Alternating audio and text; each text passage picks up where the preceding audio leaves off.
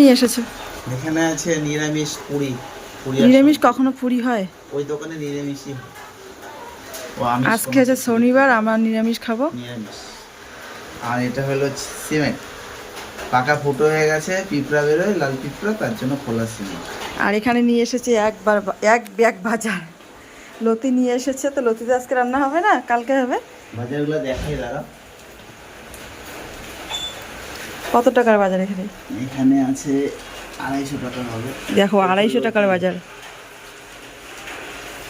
আলু আলু আর বাদে কি ভিতরে আছে বেগুন আছে, পটল আছে, এই পটল, জাঙ্গিয়া পটল। ঠিক আছে, বার করে না। এই বেগুন, আর একটা জিনিস আছে দেখাই, কাঁচা কলা। কাঁচা কলা। এটাতে কি হবে, কি দিয়ে খাবে? কাঁচা কলা সবজি নাহলে ডাল, ডালেই হবে।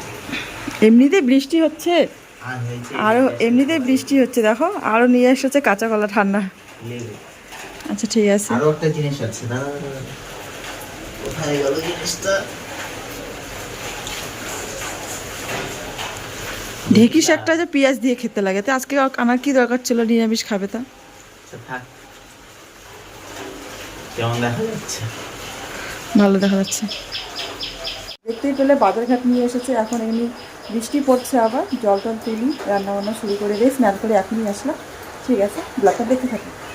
আর আজকে মনে হয় সারাদিনে বৃষ্টি হবে, বৃষ্টি কমার কোনো নামগন্ধ নেই। তো আজকে এই ঠান্ডা ঠান্ডা ওয়েদারে আমার একটু ইচ্ছে হলো খিচুড়ি খাবো। তারপরে সবজিগুলো যে নিয়ে এসেছে সেগুলো কাটাকাটি করছি। একটা সবজি রান্না করবো নিরামিষ, আর হচ্ছে খিচুড়ি করব। আজকে তো নিরামিষই খাবো, কিন্তু তারপরে না একটু গন্ডগোল হয়ে গিয়েছে। মানে ঢেঁকি শাকগুলোর মধ্যে আমি পেঁয়াজ দিয়েছি। আর আজকের এই ব্লগটা অনেকটাই ছোট্ট হবে, অনেক দিনকার ব্লগ, মানে মোবাইলে রেখে দিয়েছে, এডিট যে করবো সেইটাই হয় না আমার। আর কচুর লতি নিয়ে এসেছে, কচুর লতি না শুটকি মাছ না দিলে ভালো লাগে না আমার, তো লতিটা আমি শুটকি মাছ দিয়ে খাবো। যে আজকে নিরামিষ ছিল, কিন্তু আমি ঢেঁকি শাকটা পেঁয়াজ দিয়ে করেছি। আর ঢেঁকি শাক না পেঁয়াজ কালো জিরে ফোড়ন না দিলে মানে টেস্টেই লাগে না।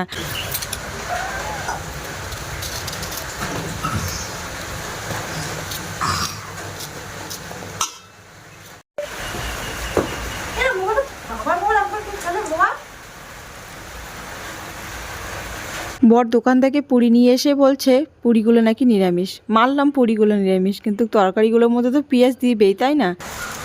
বুঝতে পারছি না, তাহলে কেটে দিতে হবে। হ্যাঁ হ্যাঁ, সত্যি পারছি না।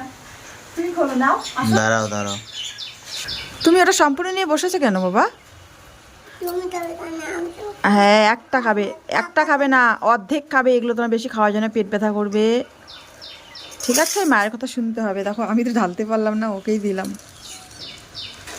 এই যে প্লাস্টিকের, আমি এই যে কোনো বান প্লাস্টিক খোলা আমার এইটা মানে একদম বিরক্তকর, আমি পারি না খুলতে। আমি শুধু খেতে পারি, এখন ঘন্টাটা বসাবো, কড়াই দিয়ে রেখে দিব। এখন কড়াইটার মধ্যে ওখান থেকে নিব, ওখান থেকে খাবো।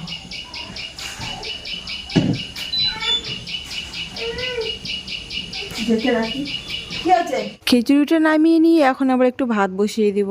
মানে খিচুড়ি দেখেই নাকি এখনো খাইনি আমার বর, তাতে নাকি বরের মনে হচ্ছে যে গলা জ্বালা করে। খিচুড়ি দেখলেই নাকি বরের নাকি গ্যাস হয়ে যায়, কি কাণ্ড দেখো তো। আর এদিকে সবজিটা কেটে ধুয়ে এখন আমি রান্না বসাবো।